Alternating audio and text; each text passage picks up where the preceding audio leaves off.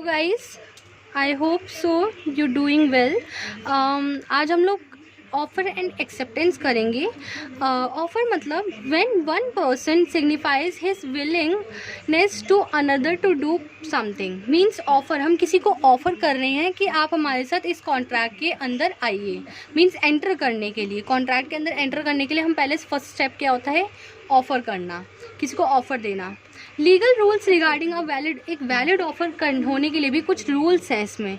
तो जैसे फर्स्ट है, इट मे बी एक्सप्रेस और इम्प्लाइड। मीन्स ये एक एक्सप्रेस भी हो सकता है, मीन्स हम राइटिंग और बाय स्पोकन भी कह सकते हैं, या फिर इम्प्लाइड भी हो सकता है कि हम किसी को सर्कमस्टांसिस के साथ किसी को एक वैलिड ऑफ़र दे रहे हैं। There must be intention to create, अब इनमें कोई एक इंटेंशन होनी चाहिए लीगल रिलेशनशिप क्रिएट करने के लिए भी। अब थर्ड पॉइंट है, an offer may be journal और स्पेसिफिक। अब स्पेसिफिक क्या होता है, जिन्हें हम साफ साफ कह रहे हैं कि आप हमारे साथ करिए, हमारे साथ ऑफर, हमारे साथ हम आपको ऑफ़र कर रहे हैं, एक स्पेसिफिक पर्सन को हम कर रहे हैं। और जर्नल क्या होता है कि कोई भी इस ऑफ़र को एक्सेप्ट कर सकता है, ऐसा ज़रूरी नहीं है कि कोई पर्टिकुलर पर्सन हो जो इस चीज़ को करे, ऐसा नहीं है, ज़रूरी नहीं है। अब फोर्थ पॉइंट है, an offer must be communicate to offeree. Offeror कौन होता है, हु मेकिंग द प्रपोजल, जो ऑफर दे रहा है और जिसे ऑफर दिया जा रहा है उसे ऑफरी कहा जाता है। अ पॉइंट टू रिमेंबर, इन दोनों के बीच में कम्युनिकेशन होना बहुत ज़रूरी है। नो कम्युनिकेशन विद ऑफरी, अगर ऑफरी के साथ कोई कम्युनिकेशन नहीं हुआ है तो उसे नो एक्सेप्टेंस कहेंगे और नो कॉन्ट्रैक्ट होगा। तो इसलिए कम्युनिकेशन होना बहुत ज़रूरी है। अब फिफ्थ पॉइंट है, an offer can take any terms and conditions. Offeree will have to accept all the terms and conditions of the offeror. Means जितने भी ऑफर, अगर ऑफरी को ऑफर कर रहा है तो उसमें जितनी भी टर्म्स एंड कंडीशंस उस कॉन्ट्रैक्ट के दौरान होंगी उस सब को एक्सेप्ट करना ज़रूरी है, तभी वो एक्सेप्टेंस भेजेगा, नहीं तो ऐसे नहीं भेज सकता वो। The terms of offer must be certain and void, loose और vague. Means if all the terms of the offeror are not definite, means कोई लॉफुल ऑफर नहीं है तो वो एक्सेप्ट नहीं करेगा, और लॉफुल ऑफर होना बहुत ज़रूरी है। कुछ भी ऐसे अनसर्टेन नहीं बोल सकता, ऑफर कर नहीं सकता। अब सेवेंथ है, an offer must be capable of certainty, capable of creating legal relation. Means कि एक कैपेबल होना चाहिए जिसको ऑफ़र दे रहा है और जो ऑफरर, मीन्स दोनों ही पार्टी एक कैपेबल होनी चाहिए creating a legal relationship between both of us. अब कुछ ना ऐसी चीज़ें हो जाती हैं जिस वजह से ना lapse and revocation of offer हो जाता है। मीन्स बहुत ज़्यादा मतलब ऑफ़र रिवोक किया जा सकता है अगर प्रॉब्लम्स क्रिएट हो जाती हैं। तो कैसी कैसी टर्म्स एंड कंडीशंस है जिसमें रिवोक हो जाता है, मीन्स ख़त्म हो जाता है ऑफ़र।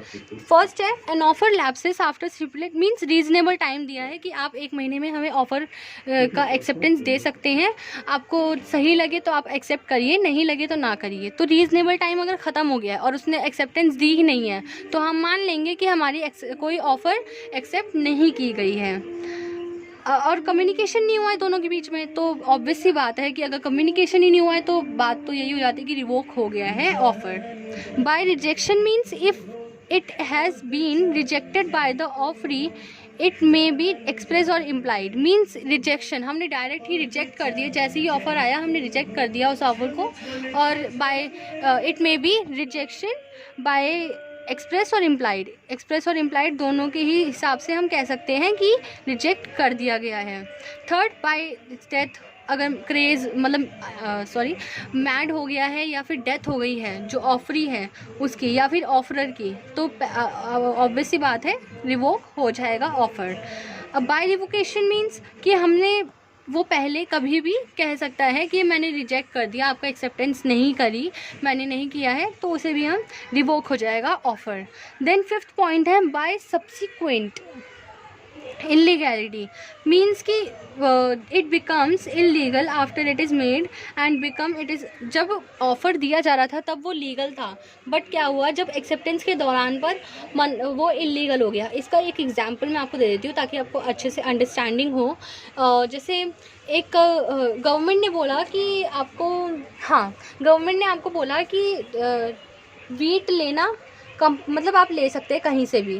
तो उसने ऑफ़र कर दिया प्राइवेट ट्रेडिंग कंपनीज़ को, बट बाद में जब एक्सेप्टेंस की बारी आई तो गवर्नमेंट ने कह दिया कि वो हमारे लिए ज़रूरी, मतलब हमारे प्राइवेट कंपनीज़ के लिए वीट लेना वहाँ से ट्रेडिंग कंपनीज से बिल्कुल इल्लीगल काम है। तो एक्सेप्टेंस के दौरान पर वो चीज़ इल्लीगल हो गई, तो ऑफकोर्स इल्लीगल काम तो कोई करेगा नहीं जो गुड ट्रेडर होगा, तो इसलिए वो रिवोक हो जाएगा ऑफ़र।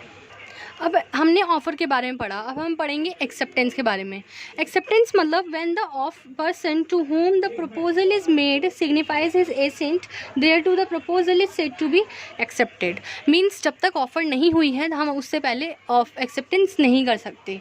ठीक है, आपको किसी ने पूछा ही नहीं है कि आप ऑफ़र, हम आपको ऑफ़र दे रहे हैं वगैरह वगैरह, तो आप किसको एक्सेप्टेंस दे रहे हैं? तो इसलिए एक्सेप्टेंस का मतलब होता है कि जिसे हमने ऑफ़र दिया है वो एक्सेप्ट कर रहा है वो ऑफ़र को। तो rules regarding a valid acceptance होने के लिए भी बहुत ज़रूरी रूल्स हैं, उन रूल्स के तहत ही वो एक वैलिड एक्सेप्टेंस माना जाएगा। जैसे फर्स्ट है, acceptance must be given only by the person to whom the offer is made. Means वही पर्सन उस एक्सेप्टेंस को एक्सेप्ट करेगा जिसे वो एक्सेप्टेंस दी गई है, जिसे वो ऑफ़र दिया गया है वही एक्सेप्ट करेगा। अब जैसे it can not be accepted by another person without the consent of offeror. अगर ऑफरर चाह रहा है कि कोई भी दे सकता है, जैसे हस्बैंड वाइफ में हस्बैंड को अगर ऑफ़र दिया गया है और वो ऑफरर, ठीक है, ऑफरर कह रहा है, कंसेंट है उसका, एक अपनी सहमति अग्री कर रहा है कि वाइफ भी ऑफ़र को एक्सेप्ट कर सकती है, तो वो कर सकता है। बट अगर उसकी प्रेजेंस में नहीं है, वो अवेयर नहीं है ऑफरर, तो हम एक्सेप्टेंस कोई और नहीं कर सकता। सेकेंड पॉइंट है, it must be absolute and unqualified. Means it is if the small deviation, means अगर छोटी से छोटी डेविएशन भी उस ऑफर और एक्सेप्टेंस के बीच में हो रही है तो उसके लिए भी एक्सेप्टेंस नहीं हो सकती। पहली बात तो अगर वो एक्सेप्टेंस हो भी रही है तो वो इनवैलिड हो जाएगी। तो छोटी से छोटी डेविएशन के लिए भी ऑफ़र और ऑफरी, इन दोनों को ही इस बात पर अवेयर होना चाहिए।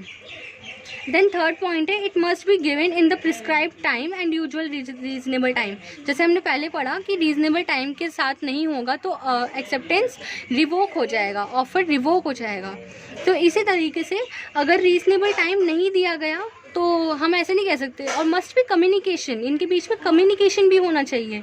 ऐसे नहीं कह सकते कि आप बाद में दे दीजिएगा, कभी भी हमें एक्सेप्टेंस, हम आपकी एक्सेप्टेंस ले लेंगे, ऐसा नहीं हो सकता। हमें एक तरह का पर्टिकुलर पॉइंट ऑफ टाइम, एक रीजनेबल टाइम देना पड़ेगा ऑफ़र देने के लिए, ऑफ़र और एक्सेप्टेंस करने के लिए। देन फोर्थ पॉइंट है, acceptance must succeed the offer. Acceptance must given after receiving the offer. Offer दिए बिना, ऑफ़र दिया नहीं है, आप कैसे एक्सेप्टेंस कर रहे हैं? तो इसलिए acceptance must succeed the offer. तो मतलब ऑफ़र के बाद ही आप एक्सेप्टेंस कर सकते हैं। तो ये कुछ वैलिड एक्सेप्टेंस थे, कुछ रूल्स थे इनके बीच के। तो आई होप सो आपके लिए ये वीडियो काफ़ी यूज़फुल रही होगी। आगे हम नेक्स्ट चैप्टर के साथ मिलेंगे।